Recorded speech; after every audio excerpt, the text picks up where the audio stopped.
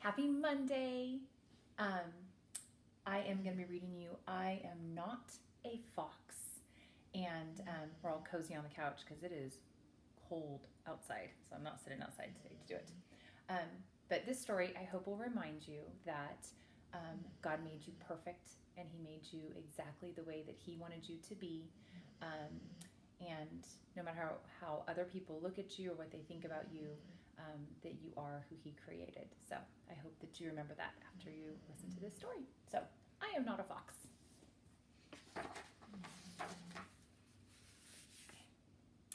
On Luca's first day in the city, he went to the park to make new friends. Outside on the gate, he found a list of rules.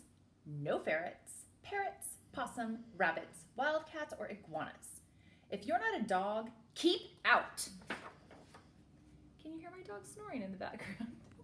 It's a good time. Okay, it's apropos.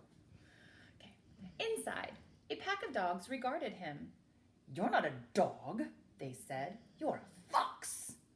That's impossible, Lucas said. I chase cats and yip at mailmen and sniff other dogs, you know where? The head Doberman snorted.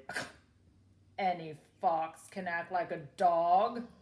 I have a waggy tail and a whiskery nose, Lucas said. The second in command whiffed. Any fox can look a little like a dog. I am not a fox. Prove it, said the Doberman. Luca looked all round at all the snouts and tails and ears and coats. It was true.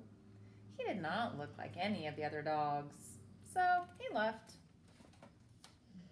As Luca walked the city, he found other creatures he looked like. Luca had a shaggy mane around his neck, but he wasn't a lion. Luca had spindly legs for leaping, but he wasn't a horse. Luca had a fluffy tail that curled when he was nervous, but he wasn't a squirrel. I am not a fox, Luca insisted. A pack of hunting hounds thought Luca was a fox.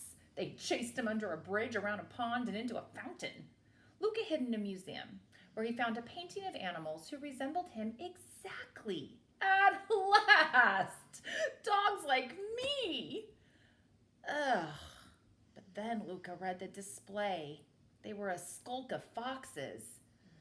I don't want to be a fox, said Luca, but it looks like I am one.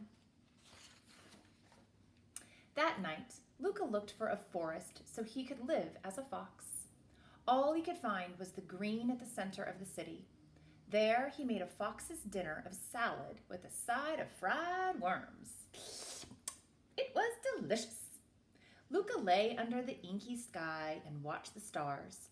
There are a few good things about being a fox, Luca thought. At dawn, Luca raced up a hill, chasing a bluebird for breakfast. At the top of the hill, he lost the bird, but there he found himself nose to nose with 3 other foxes. A pack of foxes! Luca exclaimed. Can I join you? The foxes looked at Luca, and Luca looked at them.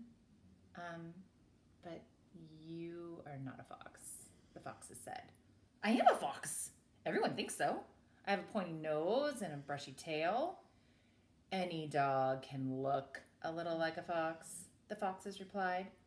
People run away from me because I'm a wild animal, Luca said. Any dog can scare a person, sniffed one fox, but people do not scare you. And why are you looking for company? We don't live in groups, the foxes said. That's a very doggish behavior. And the 3 foxes scattered because a girl was approaching. I have always wanted a pet fox, said the girl who found Luca all alone. You should come home with me. As a dog, Luca knew he shouldn't go home to a stranger's apartment.